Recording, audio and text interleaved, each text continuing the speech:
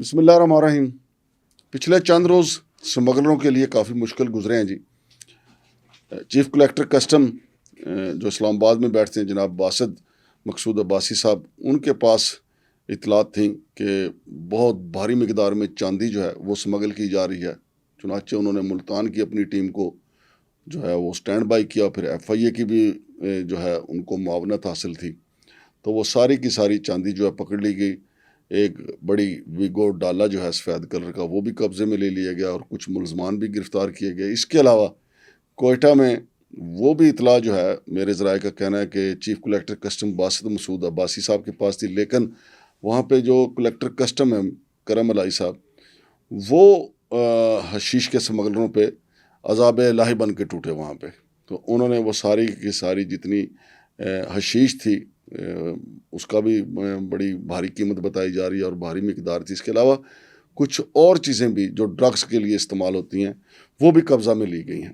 میرے ساتھ موجود ہیں جناب ایس ایچ بنگس صاحب. تو بنگس صاحب نے اس پہ کچھ تحقیقات کی ہیں کہ کتنی مالیت بنتی ہے، کتنی مقدار ہے.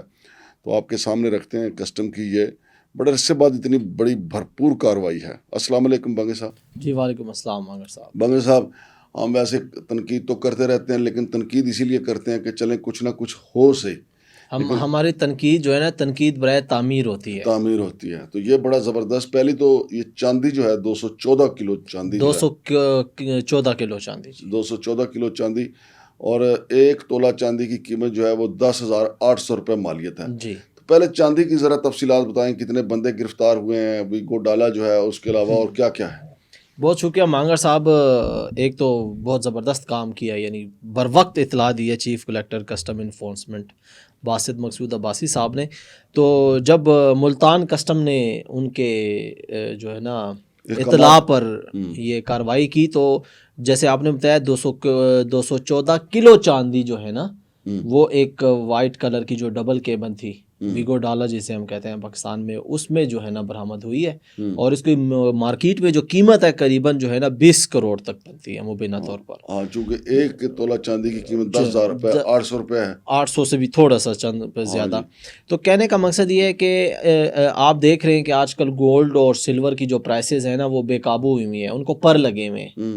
قابو تو خیر بے قابو تو ہر چیز ہی ہوئی ہے.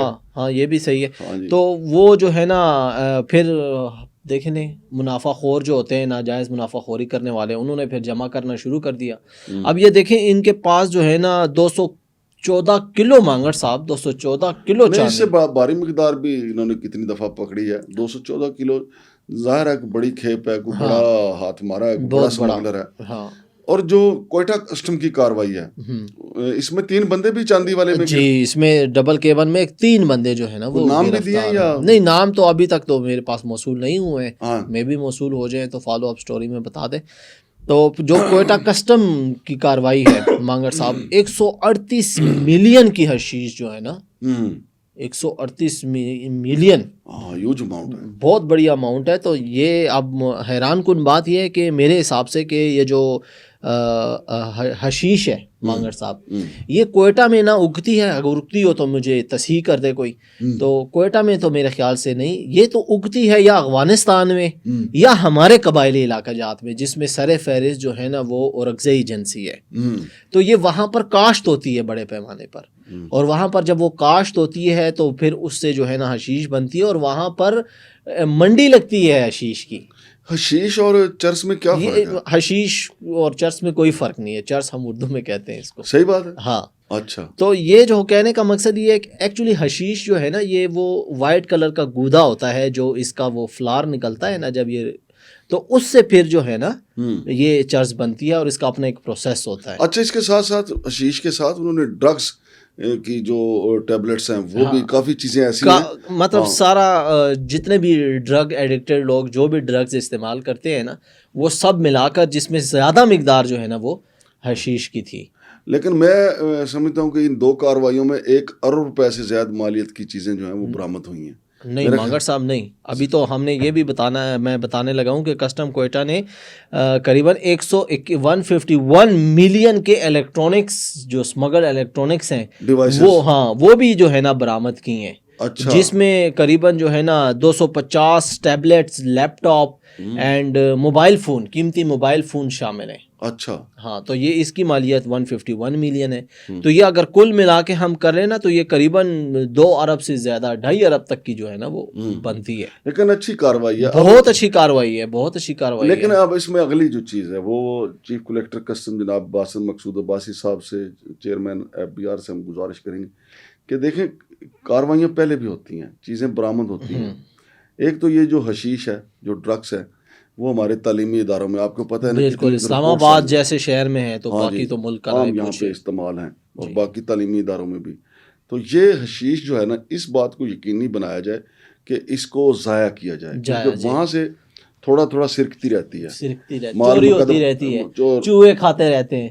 وہ کچھ سرکاری چوہے کھا جاتے ہیں، کچھ دوسرے میں نے طرز کیا نا کہ چوہے کھاتے ہیں، اب چرسی چوہے بھی آ گئے ہمارے، وہ ان کے گوداموں میں جو چوہے وہ بھی ٹون ہو کے پھر رہے ہوتے ہیں. اچھا دوسرا یہ جو باقی لیپ ٹاپ ہیں، قیمتی موبائل فون ہیں، میں نے بڑی سٹوریز ان پہ ہم نے کی ہیں. آپ کو پتہ ہے کہ پنڈی میں ایک کیس چل رہا ہے، 7,500 موبائل پکڑے گئے تھے. تو وہ 7,500 موبائل عدالت آج بھی تک پوچھ رہی ہے ان سے، ان کی جگہ آپ نے اسٹوری بریک کی تھی کہ وہ ایک عید کی چھٹیوں پہ جا رہے تھے گلگل بلتستان، گاڑی کا ایکسیڈنٹ ہوا تو پتہ چلا کہ جو ہے نا اس میں کتنے آئی فون ہیں. اور یہ ابھی پچھلے دنوں کراچی میں جی انہوں نے اس کو چھو منتر کر کے جو تھے نا، وہ جو قیمتی ایپل فون تھے ان کی جگہ پہ دوسرے رکھ دیے. تو ہم باسط مقصود عباسی صاحب سے، جناب چیئرمین صاحب سے گزارش کریں گے کہ اتنی بڑی کارروائی ہے تو اس کو پہلی تو میرا خیال ہے کہ جو ڈرگز ہیں ان کو ضائع کریں، ٹیبلٹ، موبائل فون اور جو الیکٹرانک ڈیوائسز ہیں ان کی فوری طور پہ ان کو آکشن کریں تاکہ قوم کی خزانے میں پیسے آئیں.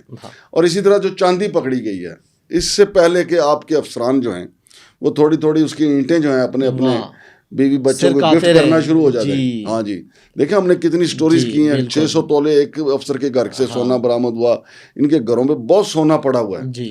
تو میں جناب چیف کلیکٹر کسٹم سے یہ قوم کی طرف سے دردمندانہ اپیل کرتا ہوں کہ 214 کلو جو آپ نے چاندی پکڑی ہے اس کا فوری طور پہ ایکشن کا بندوبست ضرور. مانگر صاحب میں اس میں ایک چیز ایڈ کرتا چلوں گا، جیسے میں نے پہلے بھی ذکر کر رہا تھا کہ دیکھیں یا تو یہ افغانستان کے بارڈر سے آئی ہوئی چرس ہے، اور یا یہ پھر باجوڑ ایجنسی یا اورکزئی ایجنسی کے، تو مجھے خود شاہد ہوں، میں نے اپنے آنکھوں سے دیکھے ہیں نا، میں وہاں وزٹ کر چکا ہوں کہ وہاں پر منڈی بھی لگتی ہے اور وہاں پر اگائی بھی جاتی ہے. تو یا تو یہ اورکزئی ایجنسی سے آئی ہے. تو اگر دونوں معاملات کو دیکھا جائے تو یہ پوری چین بنتی ہے. جو آپ نے اسمگلر ان کے ساتھ 2 گرفتار کیے ہیں نا، 3 بندے انہوں نے ڈبل کیبن چاندی کے ساتھ گرفتار کیے ہیں، پھر 2 بندے یہ کوئٹہ کسٹم نے حشیش اور ٹیبلٹ اور لیپ ٹاپ کے ساتھ بھی ہے. تو یہ ان سے یہ اگلوائیں کہ بھائی یہ حشیش آخر کار اگر فار ایگزامپل وہاں سے آئی ہے، کون سا ہے پیچھے، جی وہاں سے کوئٹہ تک پہنچی ہے تو راستے میں کتنی کسٹم کی چیک پوسٹیں آتی ہیں، راستے میں کتنے پولیس کی چیک پوسٹیں آتی ہیں، اب تو پاک فوج کی چیک پوسٹیں بھی ہیں. تو یہ وہاں سے گزارنے والے کون سی شخصیات ہے کہ جنہوں نے جو ہے نا ان کو دیکھیں کوئٹہ کی طرف سے دیکھیں نا، پاک فوج دہشت گردوں کے خلاف مصروف ہے، کیونکہ وہاں پہ BLA والوں نے کافی بالکل انی ڈال رکھی، اس کو قابو کیا، اور کوئٹہ میں مؤثر کارروائی بھی کی تھی کہ یہ جو ریسنٹ دہشت گردی کا حملہ ناکام کیا انہوں نے. اچھا جہاں تک اس چاندی کا معاملہ، یہ تو ملتان والی سائڈ ڈیرہ غازی خان کے اوپر جو ہے وہ وہاں پہ کارروائی ہوئی ہے. لیکن چلیں چیزیں جو ملی گئی ہیں ان کو ایکشن کیا جائے، اور ویسے بھی جو گاڑیاں بھی ان کے کھڑی ہوئی ہیں ان کو بھی ایکشن کریں، قومی خزانے کو زیادہ سے زیادہ فائدہ ہونا چاہیے. اور اس کے علاوہ ان کے پاس بہت چیزیں پڑی ہوئی ہیں، ہم سے زیادہ باسط مقصود عباسی صاحب اور راشد لنگڑیال صاحب جانتے ہیں کہ ان کے افسران جو ہے وہ کیا گھوٹالا کرتے ہیں. نہیں مانگڑ صاحب دیکھیں، ابھی انہوں نے وہ IMF کی قسط لینے سے پہلے وہ ٹیکس ہدف بھی تو ریسیو کرنا ہے نا، وہ اچیو کرنے سے پہلے آپ انہی چیزوں اور ان سمیت باقی جو کسٹم کے گوداموں میں چیزیں ہیں ان کو آکشن کر لیں.